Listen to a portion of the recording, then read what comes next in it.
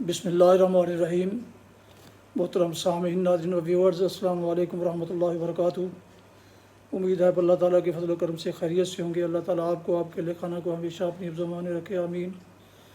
راہ ہدایت و نجات کے سلسلے کا ولاگ درس قرآن کا آغاز کرتے ہیں۔ مدرس ہوں گے جناب قاری حافظ مولانا محمد اقبال صاحب، خطیب جامعہ مسجد نگینہ محلہ انصاریہ شیخ پورہ۔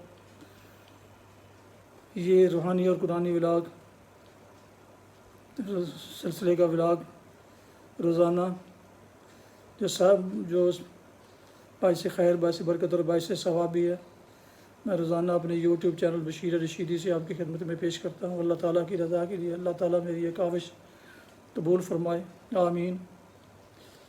تو شروع کرتے ہیں درس قرآن۔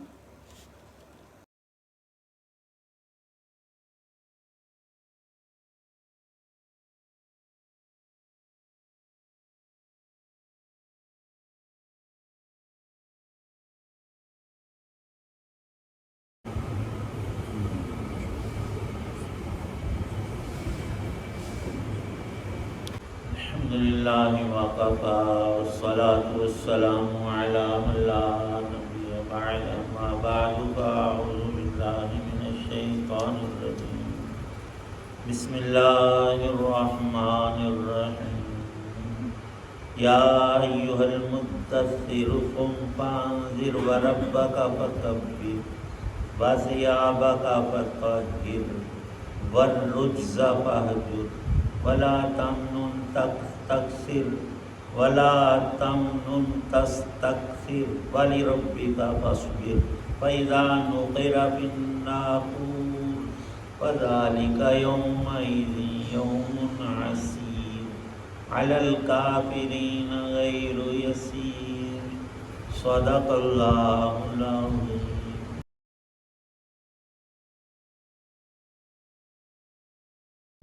شروع اللہ کے نام سے جو سب پر مہربان ہے، بہت مہربان ہے۔ اے کپڑے میں لپٹنے والے، اٹھو اور لوگوں کو خبردار کرو، اور اپنے رب کی تکبیر کہو، اور اپنے کپڑوں کو پاک رکھو، اور گندگی سے کنارہ کر لو، اور کوئی احسان اس نیت سے نہ کرو کہ زیادہ وصول کر سکو، اور اپنے رب کی خاطر صبر سے کام لو۔ پھر جب سور میں پھونک مار دی جائے گی تو وہ بڑا مشکل دن ہوگا، کافروں کے لیے وہ آسان نہیں ہوگا۔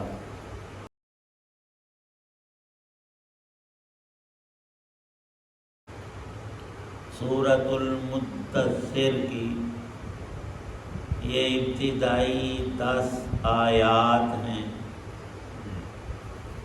شان نزول میں لکھا ہے کہ پہلی وحی سورۃ العلق کی 5 آیات غار حرا میں نازل ہوئیں۔ ان میں سب سے پہلی بات، سب عربوں میں اس وقت پڑھنے لکھنے کا رواج بالکل نہ تھا، اور یہ دین اسلام حقیقی اور نرا علم ہے۔ کہاں ان پڑھ ہونا اور اس کے برعکس پڑھا لکھا ہونا، تو اللہ کی صفت علیم، اور وہ علیم بذات الصدور، اس نے چاہا کہ میری صفت کا پرتو بندوں پر اعلیٰ سطح کا ہو، تو اپنے کلام کی ابتدا اقرأ سے فرمائی ہے۔ اور حقیقت یہی ہے کہ دین کا علم، اور ہم سب سے پہلی بات اپنے خالق کو پہچانیں، اپنے رب کا، اس کی صفات کا ہمیں علم ہو اور یقین ہو، یہی تو ایمان ہے۔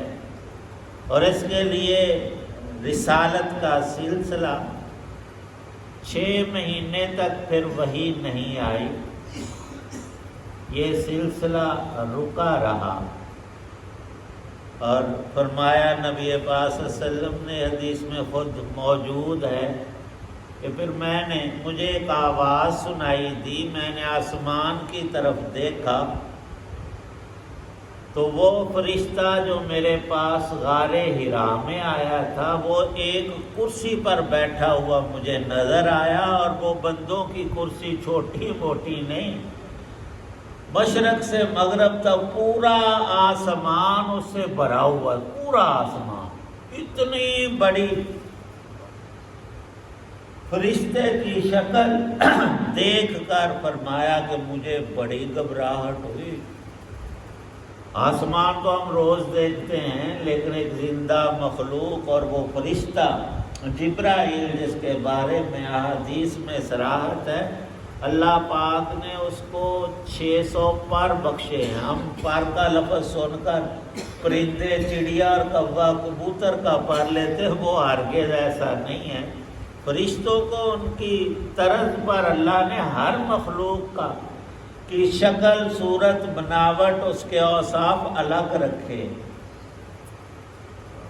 فرمایا کہ قوم لوط پر جب عذاب آیا تو اللہ نے اسی جبرائیل کو بھیجا کہ ان کی بستی جو لاکھوں پر مشتمل بہت بڑے 2 شہر تھے، ایک پر 600 پر، ایک پر کی ایک نوک پر وہ اٹھا کر آسمان کی طرف لے گئے، اور اللہ کے حکم کے مطابق اس کو پلٹ دیا۔ بڑی ذو قوت عند ذی العرش مکین، قرآن پاک میں ہے، اللہ نے اس فرشتے کو سب فرشتوں کا سردار بنایا ہے۔ سب سے بڑا کام وحی کا لانا اسی کے سپرد کیا ہے، تو راستے میں کسی اور کا اس کو روک لینا، اچک لینا، عدل بدل کر دینا، اس سے ان تمام فرشتوں کو اللہ نے پاک رکھا ہے۔ اور یہودیوں کا قول تھا کہ جبرائیل ہمارا دشمن ہے، قل من کان عدوا لجبریل، کیوں؟ ہمارے بعض لوگوں پر یہ عذاب لایا، اس نے کیا لانا تھا؟ جو اللہ کا حکم تھا اس نے پورا کیا۔ اور ایک قوم ہمارے اندر بھی ہے، وہ نعوذ باللہ یہودیوں سے بھی اگلی بات کرتے ہیں کہ اللہ نے مکے میں وحی دے کر بھیجا سیدنا علی المرتضیٰ رضی اللہ عنہ کے پاس، تو وہ بھول کر حضرت محمد صلی اللہ علیہ وسلم پر وحی اتار گیا۔ جو بھول جائے وہ فرشتہ نہیں ہوتا، اور نہ رب کا نظام ناقص ہے، یہ ان کی گپ شپ ہے۔ اللہ پاک نے قرآن پاک میں بارہا خطاب فرمایا، تو وہاں سیدنا علی رضی اللہ عنہ کو نبوت کا تاج نہیں دیا، ان کو اور بڑی شان اللہ نے بخشی۔ یہاں غصے میں آ کر ان کی کوئی تردید کرے تو یہ بھی حرام اور سخت ممنوع ہے، ان کی اپنی شان ہے، لیکن نبوت اور رسالت اور اس میں آگا پیچھا ہو جائے یہ ناممکنات میں سے ہے۔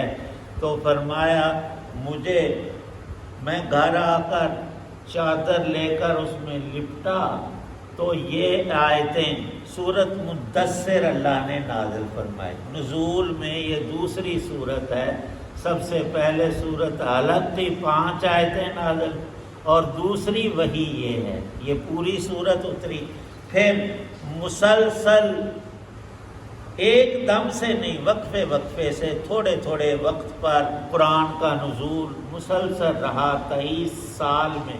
تیسری سورت جو پہلے گزری سورت مزمل اتری، اسی طرح سورت نون والقلم، اور قرآن پاک کے بعض نسخوں میں ان سورتوں کا ایک تو نمبر جو اب موجود ہے، اور ایک بائیں طرف بعض قرآنوں میں لکھا ہوتا ہے وہ نزول کا نمبر ہے۔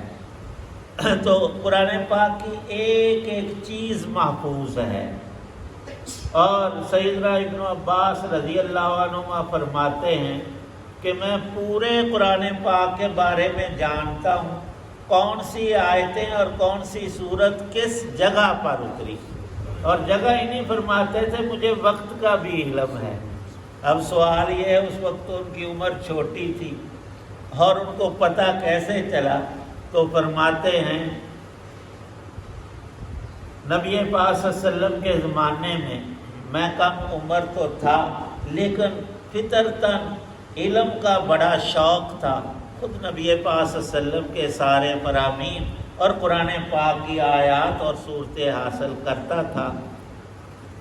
پھر جب آپ کا وصال ہو گیا تو میرا قلق دل میں یہ اٹھا کہ جن لوگوں نے نبی پاک صلی اللہ علیہ وسلم کی پوری زندگی شروع سے آخر تک دے وہ اس وقت موجود ہیں، کیوں نہ میں ان سب سے تمام باتیں جو دین کی اور نبی پاک صلی اللہ علیہ وسلم کی حاصل کر لوں۔ فرماتے ہیں ایک انصاری لڑکا تھا، ایک میں، دونوں جوان تھے، تو میں نے کہا معاہدہ کر لیں۔ اس نے کہا کہ چھوڑ تو کس کام میں لگا ہے، ان کو علم ہے نا، ان سے لوگ حاصل کر کے آگے پھر آگے نسل در نسل چلیں گے۔ اس نے ہمت نہ کی اور میں شروع ہو گیا۔ ہر ایک کے پاس جتنا کچھ معلومات تھی ساری میں نے آہستہ آہستہ جمع کر کے پورا مدینہ اور جہاں تک میری بساط تھی سب کچھ اکٹھا کیا، ایسے نہیں۔ فرماتے ہیں ایک صحابی کے دوپہر کے وقت میں ان کے گھر گیا، دروازہ بند تھا، سخت گرمی اور عربوں کی، اور میں نے یہ مناسب نہ سمجھا کہ یہ بزرگ جو ہے یہ اس وقت آرام کر رہے ہوں گے، ہو سکتا ہے سوئے ہوں لیٹے ہوں، تو میں ضرورت میری ہے، کام میرا ہے۔ میں ان کے دروازے کے باہر بیٹھ گیا، جب نکلیں گے تو تب پوچھ لوں گا، ان کو کوئی تکلیف نہ پہنچے۔ وہ بڑی دیر کے بعد ان کو کوئی ضرورت ہوئی باہر نکلے تو دیکھا ابن عباس، اور ان کی عزت تو بہت تھی کہ نبی پاک صلی اللہ علیہ وسلم کے حقیقی چچا عباس کے بیٹے ہیں۔ ان کو کہا کہ بیٹا تو نے دروازہ کھٹکھٹا لینا تھا، کب سے بیٹھے ہو؟ انہوں نے کہا کہ کام میرا تھا، میں نے فلاں حدیث اور قرآن پاک کی آیت کے متعلق پوچھنا تھا۔ وہ بڑے خوش ہوئے اور دعائیں دی، خود نبی پاک صلی اللہ علیہ وسلم نے دعائیں کی۔ ایسے ہی نہیں کہہ رہا کہ مجھے اللہ نے قرآن کا کامل علم ایسا دیا ہے کہ ایک ایک آیت اور ایک ایک صورت اور سب قرآن کے متعلق جانتا ہوں، پہلے کون سا حصہ اترا، پھر کون سا، پھر کون سا، اور پورے قرآن میں تقسیم تمہیں بتا سکتا ہوں تشریح کر کے، کون سی آیتیں صبح کو، کون سی دوپہر کو، کون سی رات کو، کون سی گھر میں، کون سی سفر میں، کس جگہ پر نازل، اور یہ سارا اب بھی موجود ہے۔ تو قرآن پاک کی جو نزول کے نمبر صورتوں کے ہیں اس میں دوسرا نمبر سورۃ المدثر ہے۔ ان ابتدائی 10 آیتوں میں اللہ پاک نے 6 حکم نازل فرمائے ہیں، ان کی تھوڑی سی تشریح کل کریں گے انشاءاللہ۔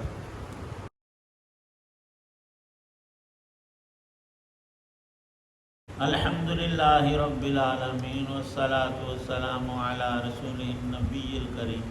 ربنا ظلمنا انفسنا وإن لم تغفر لنا وترحمنا لنکونن من الخاسرین۔ اللہم انک عفو تحب العفو فاعف عنا یا غفور یا کریم۔ اللہم اجرنا من النار وادخلنا الجنة مع الابرار۔ اللہم اجعل القرآن ربیع قلوبنا ونور صدورنا۔ صلی اللہ تعالی علی خیر خلقہ محمد وعلی آلہ وصحابہ واہل بیتہ اجمعین۔